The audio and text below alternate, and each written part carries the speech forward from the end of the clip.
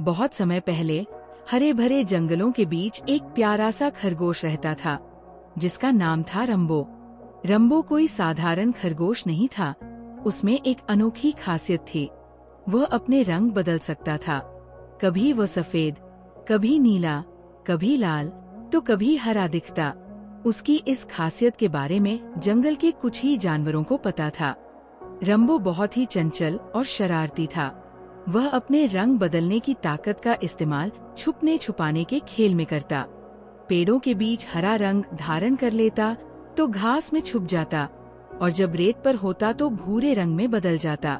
यही कारण था कि जंगल के दूसरे जानवर अक्सर उसे ढूंढ नहीं पाते थे। उसके सबसे अच्छे दोस्त थे मीमी गिलहरी और टोनी कछुआ। मीमी बहुत तेज दौड़ सकती थी और टोनी धीरे धीरे चलता, लेकिन बहुत बुद्धिमान था।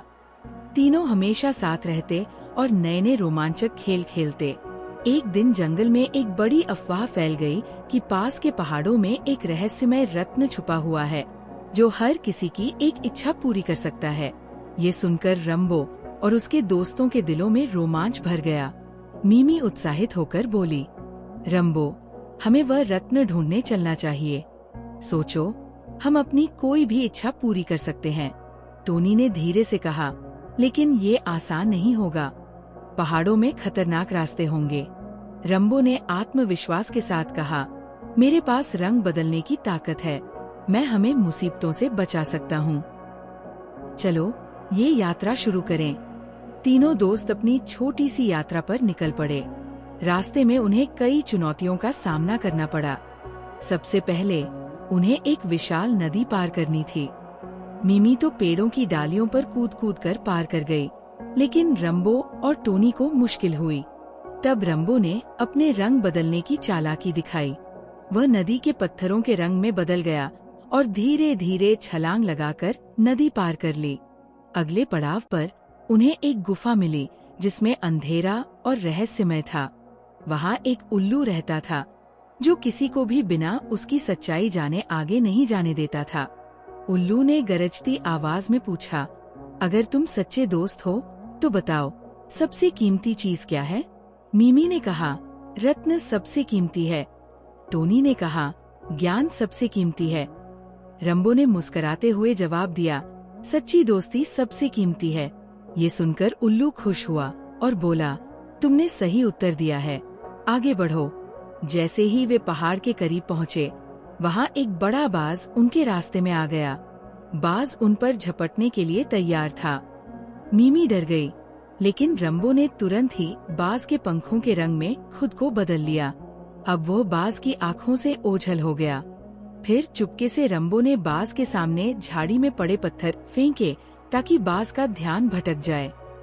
जब बाज उलझन में आ गया तो तीनों दोस्त सुरक्षित आगे बढ़ गए। आखिरकार वे पहाड़ की चोटी पर पहुँचे।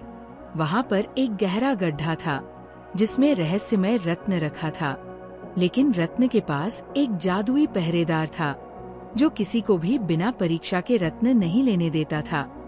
पहरेदार ने कहा, अगर तुम्हें रत्न चाहिए तो तुम्हें सबसे बड़ा बलिदान करना होगा।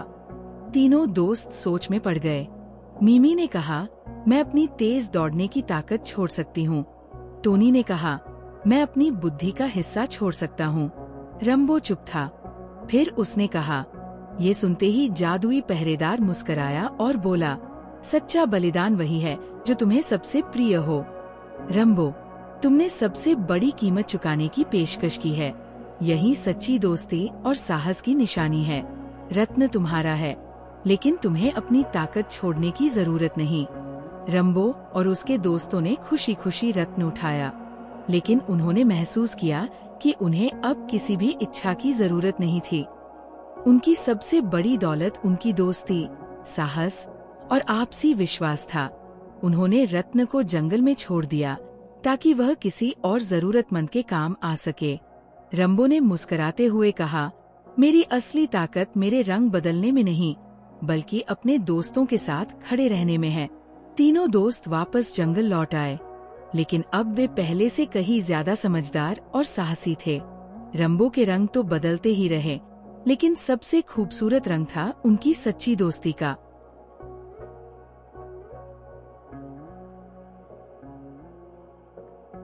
बहुत समय पहले की बात है।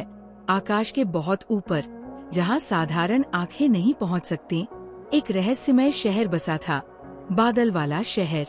ये शहर सफेद, फूले फूले, रुई जैसे बादलों पर तैरता था। यहाँ के घर चमकदार बर्फ के महलों जैसे थे और सड़कें नरम, फिसलनदार बादलों से बनी थी। इस शहर के निवासी कोई साधारण लोग नहीं थे। वे थे हवा के परियों, आकाश के पंछी और जादुई प्राणी। इस शहर में एक नन्ही परी रहती थी, जिसका नाम था निया। निया छोटी लेकिन बेहद साहसी थी। उसके पंख इंद्रधनुषी रंगों के थे, जो सूरज की रोशनी में चमकते थे। निया का सपना था कि वह बादल वाले शहर के बाहर की दुनिया को देखे और वहाँ के रहस्यों को जाने। लेकिन उसकी माँ अक्सर कहती, निया, नीचे की दुनिया बहुत अलग है, वहाँ खतरे भी है। तुम्हें यहाँ हमारे शहर में ही सुरक्षित रहना चाहिए। पर निया का दिल रोमांच के लिए धड़कता था। वह जानती थी कि एक दिन वह अपने सपने को पूरा करेगी। एक दिन बादल वाले शहर में एक विचित्र घटना घटी। आकाश में एक चमकदार सुनहरा प्रकाश दिखा, जो धीरे धीरे फैलता जा रहा था। शहर के बुजुर्गों ने बताया कि यह प्रकाश गोल्डन क्रिस्टल का है, जो बादलों के संतुलन को बनाए रखता है। लेकिन अब वह क्रिस्टल कमजोर पड़ रहा था, और यदि ये पूरी तरह बुझ गया तो पूरा शहर धरती पर गिर जाएगा। निया ने यह सुना तो उसके मन में साहस उमड़ पड़ा। उसने अपनी माँ से कहा, माँ, मुझे इस क्रिस्टल को बचाने जाना होगा। ये हमारा घर है और मैं इसे गिरने नहीं दूंगी। माँ की आंखों में चिंता थी, पर उसने निया के हौसले को देखकर उसे आशीर्वाद दिया। निया ने अपने सबसे अच्छे दोस्त, एक छोटी हवा के प्राणी फ्लफी और तेज उड़ने वाले पंछी स्कायों के साथ यात्रा शुरू की। वे चमकदार रोशनी के पीछे पीछे उड़ते रहे। रास्ते में उन्हें कई कठिनाइयों का सामना करना पड़ा। सबसे पहले उन्हें एक गहरे तूफानी बादल से गुजरना था। वहाँ तेज हवाएं और गरजती बिजली थी। निया ने अपने पंखों से इंद्रधनुषी चमक फैलाई, जिससे तूफान की ऊर्जा थोड़ी शांत हो गई। फ्लफी ने अपनी हवा की शक्ति से मार्ग बनाया और स्कायो ने तेज उड़ान से उन्हें सुरक्षित बाहर निकाल लिया। जैसे ही वे गोल्डन क्रिस्टल के करीब पहुँचे, वहाँ एक जादुई पहरेदार खड़ा था, स्टोन गार्जियन। वह विशाल और भयानक दिखता था। उसकी आंखें बिजली की तरह चमकती थी। उसने गरजती आवाज में पूछा, कौन है जो इस पवित्र क्रिस्टल के पास आने की हिम्मत करता है? निया ने साहस के साथ जवाब दिया, मैं निया हूँ, बादल वाले शहर की एक छोटी परी। मैं अपने शहर को बचाने आई हूँ। स्टोन गार्जियन हंसा, सिर्फ साहस ही काफी नहीं है, तुम्हें अपनी बुद्धि और दिल की सच्चाई दिखानी होगी। उसने निया के सामने 3 चुनौतियां रखीं, सच्चाई की परीक्षा, दया की परीक्षा और साहस की परीक्षा। 1. सच्चाई की परीक्षा। स्टोन गार्जियन ने निया से पूछा, अगर तुम जानती कि इस क्रिस्टल को छूते ही तुम्हारी सारी जादुई शक्तियाँ खत्म हो जाएंगी, तब भी क्या तुम इसे बचाने जाओगी? निया ने बिना झिझक उत्तर दिया, हाँ, मैं जाऊंगी, क्योंकि मेरे जादू से ज्यादा कीमती मेरा घर और मेरे लोग हैं।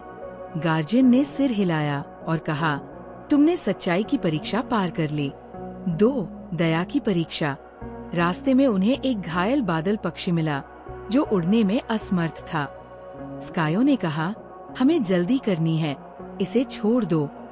पर निया ने उसे उठाया और अपने पंखों से उसे सहारा दिया। उसकी दया ने पक्षी को चमत्कारिक रूप से ठीक कर दिया। गार्जियन ने ये देखकर कहा, तुमने दया की परीक्षा भी पार कर ली। 3. साहस की परीक्षा। आखिरकार जब निया को क्रिस्टल तक पहुंचना था, तब एक भयानक तूफान उठ खड़ा हुआ। आसमान में बिजली कड़कने लगी और हवाएं गुस्से में गरज उठीं। निया ने डर को पीछे छोड़ते हुए पूरी ताकत से उड़ान भरी। उसके पंखों की चमक और उसके दिल के हौसले ने तूफान को चीरते हुए उसे क्रिस्टल तक पहुंचा दिया। निया ने क्रिस्टल को छूकर उसमें अपनी जादुई ऊर्जा भर दी। क्रिस्टल फिर से चमकने लगा और पूरा आकाश सुनहरे रंग में नहाने लगा। स्टोन गार्जियन ने मुस्कुराते हुए कहा, तुमने अपनी सच्चाई, दया और साहस से साबित किया है कि तुम सच्ची रक्षक हो। निया, फ्लफी और स्कायो वापस बादल वाले शहर लौटे। पूरा शहर उनकी बहादुरी पर गर्व कर रहा था। निया की माँ की आंखों में खुशी और गर्व के आंसू थे। निया की सीख। निया ने अपने रोमांच से जाना कि सच्ची ताकत हमारे भीतर होती है। सच्चाई, दया और साहस के रूप में वह अब नन्ही परी नहीं रही, वो बादल वाले शहर की हीरो बन चुकी थी।